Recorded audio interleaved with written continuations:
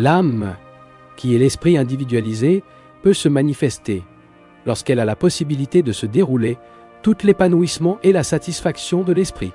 C'est par un contact fréquent avec des matières immuables que les désirs matériels augmentent. Protégez l'âme des perturbations créées dans votre esprit par la danse folle du désir, le père de la souffrance. Apprenez à contrôler le désir violent et pernicieux. Sachez que vous n'avez pas besoin de choses qui ne génèrent que des misères. Car si vous cherchez dans votre propre âme, vous trouverez le vrai bonheur et la paix durable. Et c'est béni, il deviendra alors un millionnaire de bénédictions. Béni est la nature de l'âme, un état intérieur qui dure avec une joie toujours nouvelle et immuable, qui résiste éternellement aux défis de la souffrance physique et de la mort. L'absence de désir n'est pas le déni, c'est plutôt la conquête de l'auto-témoignage que vous devez récupérer l'héritage de l'auto-réalisation dans votre âme. Tout d'abord, donnez l'âme possibilité de manifester cet état par la méditation. Ensuite, en restant, remplissez vos devoirs envers votre corps, votre esprit et le monde. Vous n'avez pas besoin de renoncer aux ambitions et de devenir négatif. Au contraire, permettez une joie durable, votre vraie nature, vous aider à réaliser vos nobles ambitions. Profitez des expériences supérieures avec la joie de Dieu. Remplis les devoirs qui doivent accomplir la joie divine. Nous sommes tous immortels dotés de joie éternelle. N'oubliez jamais cela en faisant face à la vie mortelle changeante. Ce monde n'est qu'une étape dans laquelle nous jouons notre rôle sous la direction du réalisateur divin. Il fonctionne bien, qu'il soit tragique ou comique, se souvenant toujours que sa vraie nature est le bonheur éternel et rien de plus. La seule chose qui ne l'abandonnera jamais est la joie de l'âme. Par conséquent, apprenez à nager dans le lac serein de la bonheur pérenne, avant de glisser dans le Sovradouro de la vie matérielle, qui est le royaume de la souffrance, du plaisir, indifférence et tromperie la paix temporaire. La méditation pratiquée apporte sérieusement un bonheur profond. Ce n'est pas né du désir. Il se manifeste au commandement magique du calme intérieur, le résultat de l'intuition. Soyez toujours calme. Lorsque la bénédiction vous implique, vous le reconnaîtrez comme un être conscient, intelligent et universel que vous pouvez faire appel, et non comme un état mental abstrait. C'est la plus grande preuve que Dieu est une bénédiction éternelle, toujours consciente et toujours nouvelle. Ayez des attentes de vie positive. Essayez de vivre constamment heureuse. Ne laissez pas vos biens de le posséder, ni que les détails insignifiants de la vie quotidienne envahissent le calme de votre intérieur. Renforcez-vous pour être au-dessus des distractions, buvant souvent le nectar de la sérénité intérieure que les mains angéliques vous offrent lorsque vous allez silencieusement à la réalisation de soi. Les sages, même bénissent avec une prospérité matérielle, ne perdent jamais la vérité que toutes choses sont éphémères. Le Fulch, qui cherche dans ce monde imparfait l'accomplissement, ne fait que ne rappelle que la satisfaction provisoire. C'est que le rêve le plus charmant et le plus délicat du bonheur terrestre finit par rejoindre le cortège solennel dont le sort est le crématorium de déception. Le sage comprend la nature transitoire de la vie. Pas de temps à perdre du temps à construire des rêves de rêves avec des camionnettes d'espoir. Au contraire, cultivez le détachement des expériences quotidiennes et lorsque la mort vient, elle trouve la perfection de la réalisation en Dieu. Pourquoi dormez-vous encore ? Ne désolez pas affirmer que vous êtes trop occupé pour penser à Dieu. Lorsque le moment de la mort viendra, vous devrez briser tous vos engagements sans préavis ni de l'ange. Alors que diriez-vous de mettre de côté certaines de vos entreprises triviales et de pensées vides pour faire de la place à Dieu ? Le monde vous prend tout ce qu'il peut, le gardant coincé avec de petites habitudes et des activités improductives. Vous voudrez peut-être différent, mais jour après jour, un prisonnier demeure attaché à la main et aux pieds par la corde de leurs habitudes. Il est responsable de vous-même et le monde se soucie peu de ce que vous faites. Alors pourquoi ne pas vous souvenir quotidiennement ? Mon plus grand engagement est envers Dieu. Manger, travailler et mourir ne suffit pas. Les animaux font de même. Employez le don précis de la raison dans la recherche de Dieu. Pas besoin d'aller dans le désert où différentes tentations le harceleront et gagneront. Son travail est dans le monde car c'est dans le monde que son carmo a mis pour se sauver en service à son voisin. Vous pouvez trouver Dieu dans la solitude de votre chambre, lorsque les premières heures du matin ou avant de vous endormir, préparez-vous à méditer. Avec vos mains sur, disons mentalement, Père, vous êtes omniscient, vous connaissez toutes mes pensées. Parlez-moi, je veux entendre votre voix. Répétez la prière mentalement plusieurs fois, jusqu'à ce que vous ressentiez sa substance. Nourrissez ce sentiment, travaillant, et répétez la prière, jusqu'à ce que vous sentiez le cœur plein d'amour et de séquentier de Dieu. Car ainsi, obtiendra une réponse consciente. Toujours qui à quelques moments de loisir, faire une prière sincère. Père, viens à moi. Exprime ta présence omniscient. Personne ne connaît leur prière secrète. Et rappelez-vous, vous ne pourrez pas connaître Dieu si en même temps votre esprit est à d'autres désirs. Vous n'aurez pas d'autre Dieu avant moi. Cela signifie que Dieu ne sera pas révélé à personne dont les pensées qui lui sont consacrées ne sont pas assez fortes pour expulser tout le monde. Lorsque vous voulez exprimer votre amour pour quelqu'un, vous n'avez pas à citer les poèmes des autres. Cet amour trouve leurs propres mots qui coulent spontanément de leur cœur copieux. Par conséquent, priez Dieu dans vos propres termes d'amour et en lot, pas dans la langue empruntée des autres. Et n'arrêtez jamais de prier jusqu'à ce qu'il réponde. Désormais, intensifiez. La simplicité n'est pas la misère. Il n'est pas diamétralement opposé à la richesse. Vivre simplement, c'est suivre le chemin silencieux de la modération. Dans une vie d'équilibre entre les extrêmes, se trouve le secret du bonheur intérieur. Les vrais amoureux, en paix avec eux-mêmes et le monde, acceptent joyeusement leur destin et déplorent à juste titre le fardeau des rois. Le bonheur est la condition naturelle et authentique des humains. Peu le trouvent parce qu'ils vivent dans leur périphérie. Ils se distanquaient autant que possible de leur propre centre intérieur. Plus ils deviennent plus riches et plus puissants, plus ils se sentent vides à l'intérieur. Dans les rois, le désir de bonheur est presque toujours frustré. Son désir naturel, d'avoir des amis, est avalé quotidiennement par la marée de ceux qui essaient de les explorer. Son espoir de trouver une compréhension chez les hommes est submergé et écrasé par la vague de ceux qui se disputent leurs faveurs. Plus les courtisans sont nombreux, plus le roi se sent à l'intérieur seul. Partout, les gens dans leur recherche de bonheur, en dehors d'eux-mêmes, découvrent qu'ils sont allés les chercher dans une corne d'abondance vide et aspirent fiévreusement les bords d'un verre en cristal dans lequel le vin de la joie n'a jamais versé. Être heureux, c'est s'efforcer de réduire les désirs et les besoins. En plus de cultiver la capacité de les servir à leur propre volonté, souriant toujours intérieurement et extérieurement, malgré tout obstacle. Chaque nuit, restez silencieux et calme pendant au moins 10 minutes, mais si possible, avant de prendre sa retraite et de nouveau le matin, lors du réveil.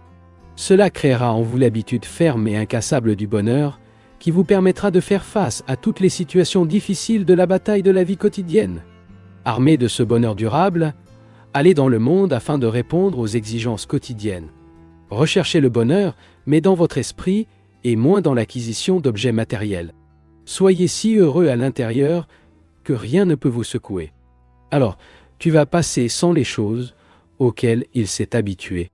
Réjouissez-vous de savoir que vous avez acquis le pouvoir de ne pas être négatif. Et sachez également qu'il ne cultivera jamais l'état d'esprit matérialiste par rapport au détriment du bonheur intérieur, devenant même un millionnaire. Il y a beaucoup de choses en Amérique que je voulais pour mon pays pauvre. Au fil du temps, cependant, j'ai réalisé que les Américains ne sont pas si heureux. En moyenne en tant que paysans de l'Inde. Beaucoup, dont un seul repas, peut être autorisé. Malgré la prospérité matérielle, les gens ici ne jouissent pas de la même joie intérieure. Les Américains sont rassasiés avec des plaisirs sensuels. Le bonheur s'en éloigne pour la simple raison qu'ils recherchent partout, sauf eux-mêmes. Souvent, le bonheur ainsi appelé n'est rien d'autre qu'une souffrance brisée. Vous pouvez beaucoup manger, mais la conséquence peut être une indigestion aiguë ou des douleurs à l'estomac. La meilleure façon d'assurer le bonheur est de ne pas permettre au plaisir sensuel ou aux mauvaises habitudes de le contrôler, mais se retenir fermement. Tout comme cela ne pouvait pas tuer votre propre faim en mangeant quelqu'un d'autre, vous ne trouverez pas le bonheur pour répondre aux exigences constantes des sens. Un luxe excessif, loin de générer du bonheur, supprime l'esprit. Ne perdez pas la plupart du temps à chercher des choses qui vous rendent heureux. Sentez-vous toujours satisfait, à la fois dans la lutte pour la prospérité et après l'avoir obtenue. Vous pouvez être le roi du bonheur dans une cabine ou en direct torturé par un malheur dans un palais. Le bonheur est un phénomène exclusivement mental. Vous devez d'abord le déployer fermement en vous-même, puis, avec la résolution infatigable d'être toujours heureuse, à traverser le monde à la recherche de la santé, de la prospérité et de la sagesse. Vous trouverez plus de bonheur si vous cherchez du succès avec une attitude jeune que d'essayer de satisfaire le désir de votre cœur avec un esprit sombre. Peu importe quel désir est-ce, il est plus facile à dépenser que de gagner. C'est plus difficile à économiser que pour gagner. La plupart des gens dépensent plus qu'ils ne gagnent. L'argent supplémentaire vient du prêt ou de l'achat avec promesse de payer à l'avenir. Vous n'avez pas toujours à être à la hauteur de vos voisins. Essayez d'acquérir plus que votre poche se comporte. C'est vivre une agonie mentale constante. Dépenser plus que vous avez, c'est se soumettre à l'esclavage perpétuel. Avec l'art de gagner de l'argent, il devrait être appris pour le sauver. Un revenu considérable ne sera pas pour vous un bien durable si vous ne créez que des habitudes de luxe sans réserve. Pensez un instant. Si vous tombez malade soudainement, comment survivra-t-il sans votre salaire si vous n'avez pas d'économie? La mauvaise chose est de cultiver des habitudes de luxe lorsque vous n'avez qu'un petit salaire. Ne serait-il pas préférable de vivre avec simplicité et frugalité? En profitant de la richesse authentique, vous devriez utiliser un quart de vos dépenses habituelles. Sauvez 3 chambres et ainsi rendre votre esprit silencieux, en sécurité pour l'avenir. Réservez ce que vous avez gagné honnêtement, ne le gaspillez pas dans les jeux et ne le perdez pas en essayant de devenir riche rapidement. Le bonheur peut être obtenu par l'exercice de la maîtrise de soi, la culture de mode de vie simple et les pensées élevées, passant moi-même lorsque vous gagnez plus. Efforcez-vous de gagner plus afin d'aider les semblables et d'aider eux-mêmes. La joie est une fleur trop délicate pour fleurir dans l'atmosphère polluée de l'esprit humain, qui poursuit le bonheur en argent et en biens. La joie a aussi des déménagements lorsque les gens l'arrachent insuffisamment, imposant des conditions au bonheur et se disent « Je ne serai pas vraiment heureux avant d'acheter cette voiture, ou les vêtements, ou la maison, ou le forfait de vacances à la plage. » Les matérialistes aussi désespérément. Ils poursuivent le bonheur idiot, ne l'attrapent jamais. Même s'ils avaient tout, ils ne seraient pas satisfaits. Et le bonheur continuerait de s'enfuir. D'un autre côté, le bonheur pousse spontanément dans le cœur de ceux qui sont intérieurement libres. Il coule naturellement la similitude de la source de montagne, après les pluies d'avril. Dans les esprits habitués à un mode de vie simple qui, par leur propre volonté, a renoncé à la tourmente des besoins sauvins, le château de rêve d'un esprit troublé. Lorsque nous abandonnons l'ambition du monde de rechercher la paix en nous-mêmes, nous ressentons parfois d'abord une certaine nostalgie des vieilles habitudes. Habitués à l'activité matérielle, la simplicité peut, de temps en temps, nous déranger comme des choses sèches et sématratives. Peu à peu, mais si nous persévérons, nous créerons l'habitude du monde intérieur et trouverons un bonheur beaucoup plus grand dans la suffisance spirituelle. Nous commencerons à apprécier de plus en plus profondément le sens du vrai bonheur. De même, nous pouvons avoir une sensation de perte qui passe après avoir échoué dans notre entreprise. Alors la vie, au début, semblera dépourvue de l'herbe de l'espoir.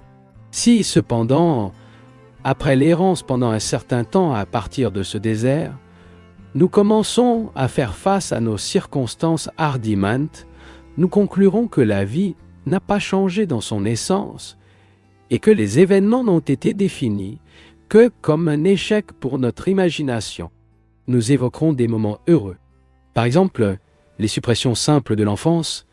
Nous comprendrons soudain que le contentement intime est la seule définition valide et exclusive du succès. Et tout aussi merveilleusement, ce contentement est la seule chose dans la vie que nous ne pouvons pas perdre. Dans tous les cas, la sécheresse de la perte apparente, de l'échec et de la déception peut être amené à s'inverser comme désert après une pluie abondante. Les nouveaux vers de paix surgissent soudainement dans les graines à la recherche de repos. Ensuite, l'âme connaît un bonheur plus précieux que le plus grand succès assuré par les entreprises matérielles. Si vous, cher auditeur, devez glisser ou plonger sur la pente du succès, être abandonné par la richesse et le prestige et contraint de vivre dans des circonstances humbles, ce n'est pas désolé. Il accueille plutôt la nouvelle aventure que la vie la met en route. Si les rêves sont des menteurs et le ruinent, adaptez courageusement à la nouvelle situation. En simplicité, vous le trouverez, bien que vous ne puissiez jamais y chercher une douce bénédiction, car votre cœur a toujours soupiré. La vie vous donnera plus que ce que vous avez rêvé si vous cherchez simplement à définir la prospérité à une nouvelle lumière, non pas comme un gain matériel, mais comme un contentement intime divin.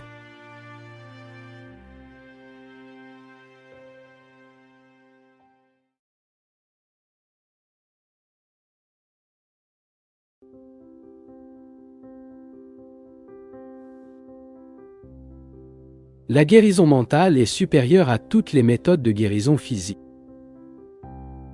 Car la volonté, l'imagination, la foi et la raison constituent des états de conscience qui agissent sous une forme efficace directement de l'intérieur. Ils mènent le pouvoir de motivation qui stimule et dirige l'énergie vitale, l'incitant à développer une tâche spécifique. L'autoservice et l'utilisation de divers types d'affirmations sont utiles pour stimuler l'énergie vitale, mais ne sont pas toujours efficaces. Cela est dû au fait que ceux qui pratiquent ces méthodes les pratiquent souvent exclusivement mentalement, sans gérer consciemment l'énergie vitale et donc sans établir de lien physiologique entre l'esprit et la matière. Lorsque les techniques psychophysiologiques sont combinées avec la puissance de la volonté, de la foi et de la raison, en contrôlant et en dirigeant l'énergie vitale, afin qu'elle contacte l'état supraconscient, la guérison est sûre. Dans cet état de réalité bénie, nous comprenons l'unité existante indissoluble entre la matière et l'esprit, dépassant ainsi tout l'état de perturbation. La matière n'existe pas comme nous la concevons habituellement, mais sous la forme d'une illusion cosmique. Et, pour dissiper cette illusion, si une méthode définie est requise, tout comme il est impossible de guérir un homme adepte à la sceptique en un moment, également la conscience matérielle, qui domine l'homme par la loi de l'illusion, ne peut pas être surmontée sinon par l'apprentissage et l'application de la loi opposée, c'est-à-dire la loi de la vérité. Grâce à une série de processus de condensation, l'esprit est devenu de la matière. Ainsi, la matière précède l'esprit et ne peut donc pas accorder son origine. La matière est une expression partielle de l'esprit, dans lequel l'infini se manifeste comme fini, le illimité comme limité. Cependant, comme la matière n'est qu'une manifestation illusoire de l'esprit, elle n'existe pas pour elle-même. Au début de la création, l'esprit se manifeste jusque-là, projeté sous la forme de deux natures différentes, conscience et matière. Ce sont les deux expressions vibratoires du seul esprit transcendantal, étant la conscience une vibration plus subtile et importe une vibration grossière de celle-ci. La conscience est la vibration de l'aspect subjectif de l'esprit, et la matière est la vibration de son aspect objectif. L'esprit, en tant que conscience cosmique, est potentiellement immanent dans la matière vibratoire objective. Dans son aspect subjectif, il se manifeste comme la conscience présente dans toutes les formes créées, atteignant son expression maximale dans l'esprit humain et dans les innombrables branches des processus réfléchissants, émotionnels, volontaires et imaginatifs. La différence entre l'esprit et la matière est la qualité de leur vibration. Autrement dit, c'est une différence de degré, mais pas de nature. L'exemple suivant illustrera mieux ce fait. Bien que toutes les vibrations soient qualitativement similaires, l'oreille humaine est capable de percevoir les vibrations plus épaisses, celles qui oscillent limite de 16 et 20 000 cycles par seconde. Des vibrations de moins de 16 et plus de 20 000 cycles par seconde sont généralement inaudibles. Il n'y a pas de différence essentielle entre les vibrations audibles et inaudibles, mais une différence relative entre eux. Par le pouvoir de Maya, l'illusion cosmique, le Créateur fait que les manifestations se présentent si clairement différenciées et individualisées devant l'esprit humain, qu'il ne les associe en aucune façon à l'esprit. La joie est de penser à Dieu sans interruption. La soif de lui doit être permanente. Le moment viendra où l'esprit ne sera pas lentement. Le moment où même les plus grandes afflictions du corps, de l'esprit et de l'âme ne peuvent retirer leur conscience de la présence vivante de Dieu. N'est-ce pas merveilleux? Vivre avec Dieu, penser à Dieu et ressentir Dieu tout le temps. Rester dans le château de votre présence où ni la mort ni rien d'autre ne peut le déchirer.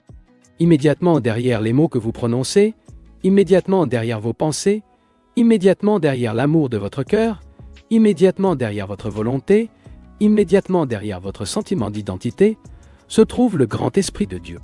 Pour ceux qui pensent qu'il est loin, il est loin. Mais pour ceux qui pensent qu'il est proche, il sera toujours proche.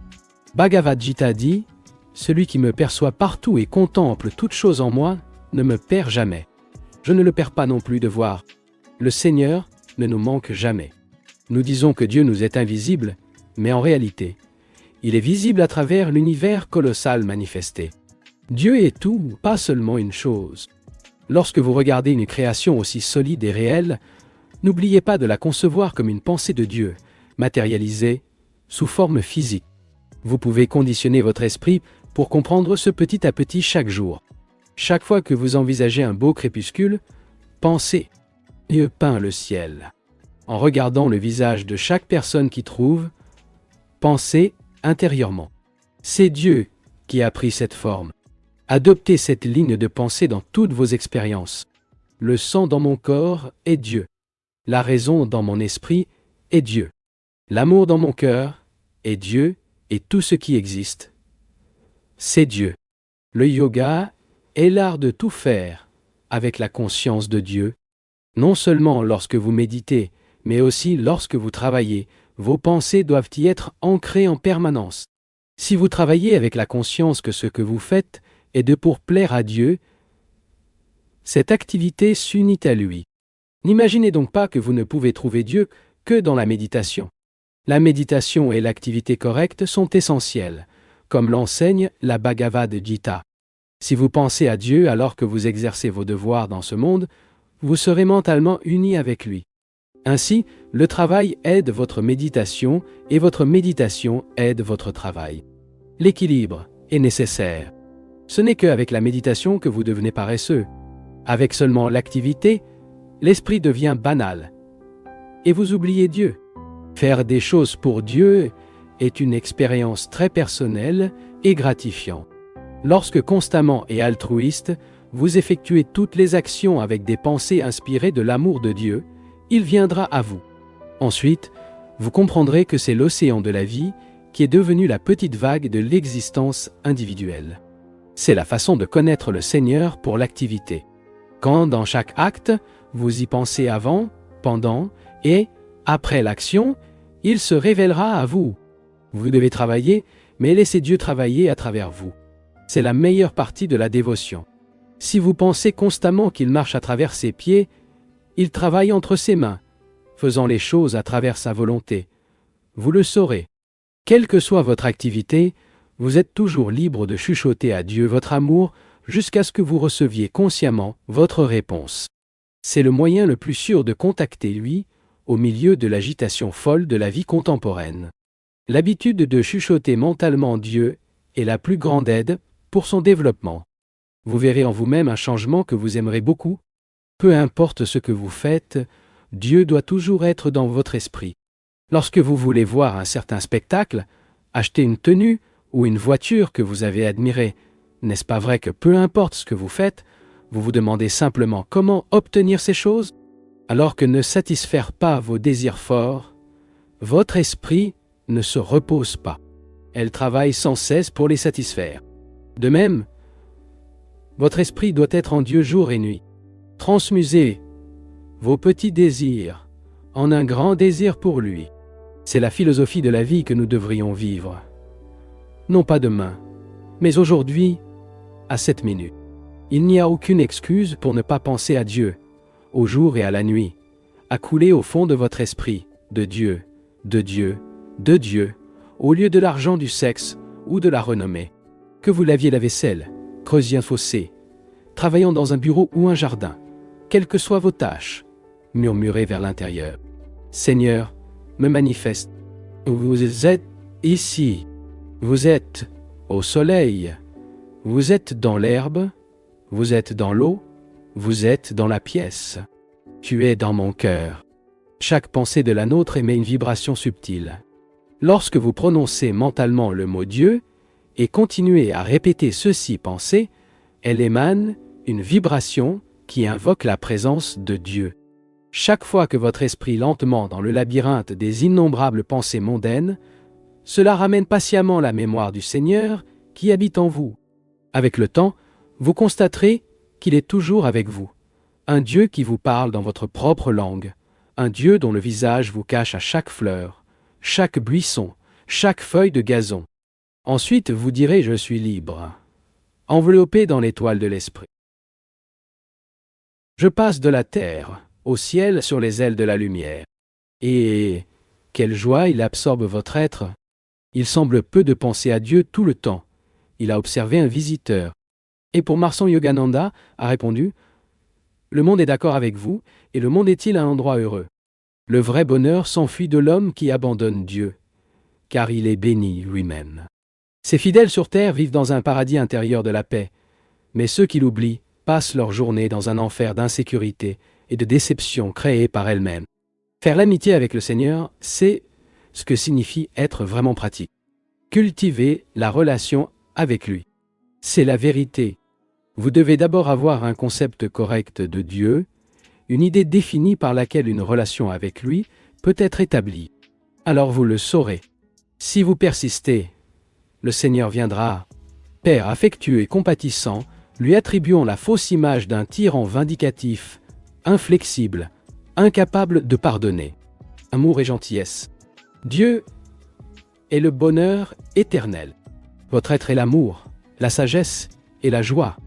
Il est à la fois personnel et se manifeste comme il le souhaite. Apparaît à leur sein sous la forme préférée par chacun d'eux. Un chrétien voit le Christ, un hindou voit Krishna ou la mère divine, etc. Les dévots qui l'adorent sous forme impersonnelle prennent conscience du Seigneur comme de la lumière infinie, ou comme le merveilleux son d'homme, le Verbe primordial, le Saint-Esprit. L'expérience suprême que l'homme peut avoir est de ressentir ce bonheur dans lequel tous les autres aspects de la divinité, de l'amour, de la sagesse et de l'immortalité sont pleinement inclus. Mais comment pourrais-je transmettre avec des mots la nature de Dieu? Il est ineffable, indescriptible. Ce n'est que par la méditation profonde que vous connaissez votre essence singulière. Monsieur, je ne pense pas que cela progresse dans mes méditations. Je ne vois rien et j'entends, dit un étudiant. Yogananda lui a répondu, cherchez Dieu pour lui-même. La perception suprême est de le ressentir comme une bénédiction, gerpant ses profondeurs infinies. Ne pas désirer les visions, les phénomènes spirituels ou les expériences passionnantes. Le chemin vers le divin n'est pas un cirque. Une cause fréquente de déception spirituelle pour le dévot est son attente que la réponse de Dieu se présente sous la forme d'un étonnant jaillissement de l'éclairage interne. Cette notion erronée émousse la perception du dévot à des réponses divines subtiles qui se produisent depuis le début des pratiques méditatives. Dieu répond aux efforts de chaque dévot, à chaque appel de dévotion. Même en tant que novice, cela sera perceptible dans votre propre recherche si vous apprenez à le reconnaître comme la paix interne silencieuse qui vole à votre conscience. Cette paix est la première preuve de la présence de Dieu à l'intérieur. Vous saurez que c'est lui qui l'a guidé et l'a inspiré à prendre certaines décisions dans la vie. Vous ressentirez sa force en vous donnant le pouvoir de surmonter les mauvaises habitudes et de nourrir les qualités spirituelles. Vous le saurez comme toujours, la croissance de l'amour et de la joie qui jaillit des profondeurs de votre être, débordant des relations de votre vie quotidienne.